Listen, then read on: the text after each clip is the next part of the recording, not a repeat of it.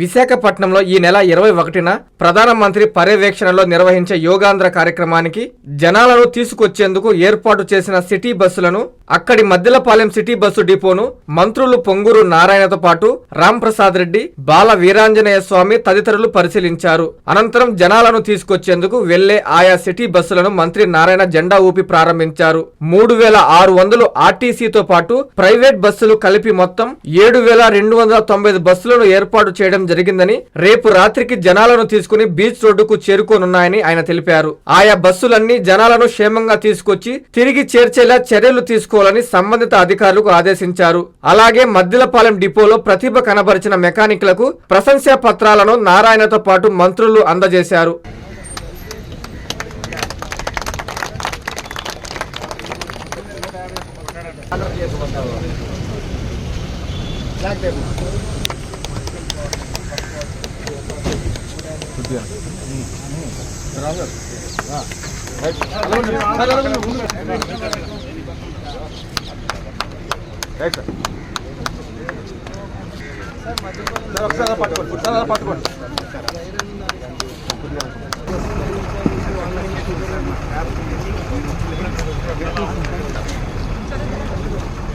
SS రావు గారు,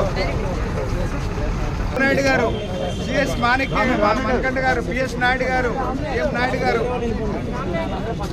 ముగ్గురు మినిస్టర్స్తో రావడం అంటే కనకాలం రోజు జరగలేదు. అలాంటి ముఖ్యమైన కార్యక్రమం చేతి మీదుగా అవుతున్నాయి. ఎస్ఎస్ రావు గారు, సిఎస్ మణికంఠ గారు,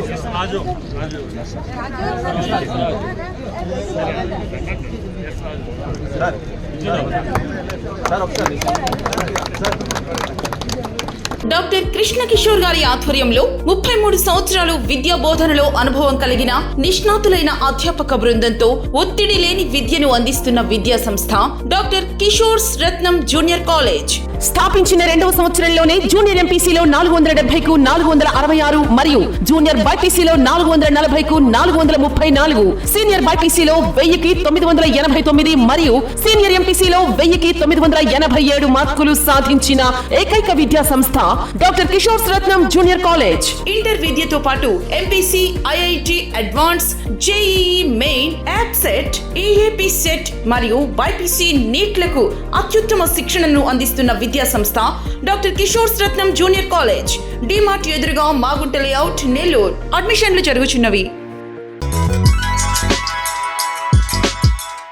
Hi Nilor, please subscribe to N3 TV.